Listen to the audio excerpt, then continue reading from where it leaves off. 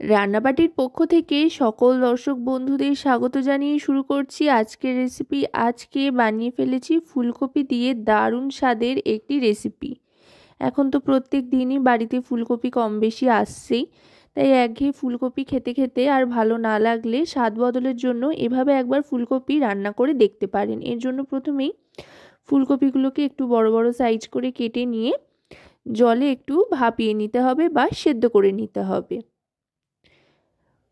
এবার দিয়ে দিচ্ছি ফুলকপিগুলো ভাজার জন্য। সাদা তেলে ফুলকপিগুলো ছেড়ে দিলাম, দিয়ে এবার দিয়ে দেব সামান্য একটু হলুদ গুঁড়ো। আপাতত নুনের ব্যবহার করছি না। 1 টিস্পুন পরিমাণে হলুদ গুঁড়ো দিয়ে ফুলকপিটাকে বেশ একটু লালচে করে ভেজে নিচ্ছি। ফুলকপি ভেজে রান্না করলে তার স্বাদ কিন্তু অনেক গুণ বেড়ে যায়। মিডিয়াম টু লো ফ্লেমে একটু লালচে রং আসা পর্যন্ত ফুলকপিটাকে ভেজে নিয়ে এবার তুলে নিচ্ছি। ফুলকপিটা তুলে নেওয়ার পর গ্যাসটা অফ করে দেব। অফ করে দিয়ে একটা মশলা তৈরি করে নেব গ্রেভির জন্য। তাতে প্রথমেই নিয়ে নিচ্ছি আদা আর রসুন। এখানে 1 ইঞ্চি পরিমাণে আদা ছোট করে কেটে নিয়েছি আর 3 কোয়া মতো রসুন নিয়ে নিয়েছি। এবার এর সাথে দিয়ে দিচ্ছি বেশ খানিকটা পেঁয়াজ কুচি।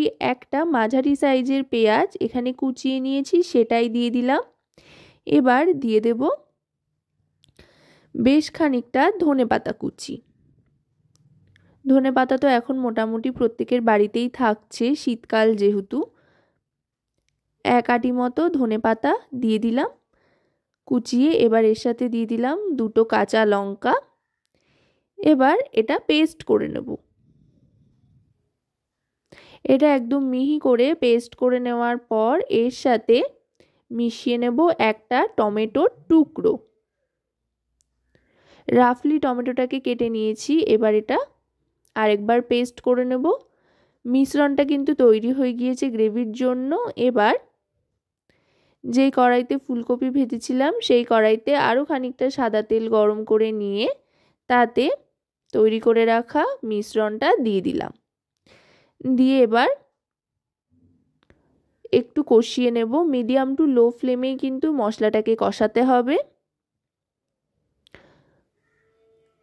মশলাটা কষাতে কষাতেই এর মধ্যে দিয়ে দেব বেশ খানিকটা মটরশুঁটি। মটরশুঁটি দিয়ে ফুলকপি খেতে কিন্তু দারুণ লাগে। মটরশুঁটি ফুলকপির এই রেসিপিটি আশা করব আপনাদের ভালো লাগবে। যদি ভালো লাগে তো অবশ্যই রান্নাবাটি চ্যানেলটিকে সাবস্ক্রাইব করে লাইক শেয়ার কমেন্টের মাধ্যমে আমাদের পাশে থাকবেন।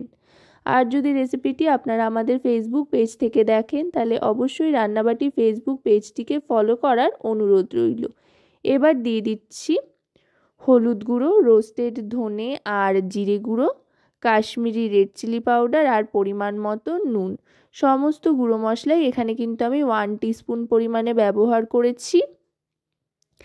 এবার গুঁড়ো মশলা আর নুনের সাথে মশলাটা আরও খানিকক্ষণ কষিয়ে নেব কড়াইশুঁটি সহ, যতক্ষণ পর্যন্ত না মশলা থেকে তেল ছাড়ছে। এখন নতুন নতুন কড়াইশুঁটি উঠছে, তাই কড়াইশুঁটির স্বাদটাও কিন্তু দারুণ লাগে।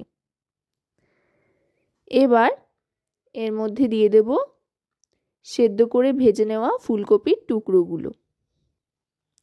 এই রেসিপিটায় খুব একটা বেশি গ্রেভি হয় না, একটু শুকনো শুকনোই হয়, গা মাখা মাখা, তাতেই কিন্তু খেতে অসাধারণ লাগে। এবার ফুলকপির সাথে মশলাটাকে ভালো করে মাখামাখি করে নিতে হবে, একদম লো ফ্লেমে রেখে এই সময় কিন্তু রান্নাটা করতে হবে। এবার দিয়ে দিচ্ছি জল। এখানে সেদ্ধ হওয়ার মতো তেমন কিছু নেই, তবে ফুলকপিটাকে আরেকটু নরম করে নেওয়ার জন্য একটু জল দিলাম। অল্প করে জল দিয়ে এবার সমস্তটা এক জায়গায় করে নেব। এক জায়গায় করে নিয়ে গ্যাসের ফ্লেমটা লো থাকা অবস্থাতেই ঢাকনা চাপা দিয়ে দেব, যাতে ফুলকপিটা আরেকটু সফট হয়ে আসে সেই জন্য। এই আমি চাপা দিয়ে দিলাম। মোটামুটি 2 থেকে 2.5 মিনিট পর্যন্ত একটু অপেক্ষা করতে হবে। 2.5 মিনিট বাদে আমি ঢাকনাটা সরিয়ে নিচ্ছি। দেখুন গ্রেভিটা কিন্তু অনেকটাই টেনে এসছে আর দারুণ সুন্দর কিন্তু গন্ধ ছাড়তে আরম্ভ করেছে। আর ফুলকপিগুলো খুব সুন্দর নরম হয়ে গিয়েছে। এবার দিয়ে দিচ্ছি স্বাদের জন্য সামান্য একটু চিনি। এই চিনিটা কিন্তু অবশ্যই ব্যবহার করবেন, তাহলে দারুণ সুন্দর একটা টেস্ট আসবে। আর গন্ধটা আরেকটু অন্যরকম করার জন্য দিয়ে দিচ্ছি সামান্য একটু কাসুরি মেথি।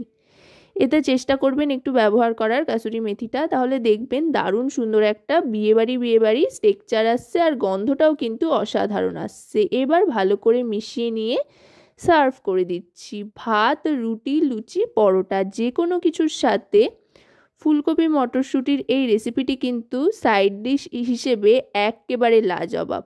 বাড়িতে কিন্তু অবশ্যই একবার ট্রাই করে দেখবেন, আর খেতে কেমন লাগলো সেটা কিন্তু নিশ্চয়ই আমাকে জানাবেন কমেন্টের মাধ্যমে। আজকের মতো তবে এ পর্যন্তই। সকলে খুব ভালো থাকবেন।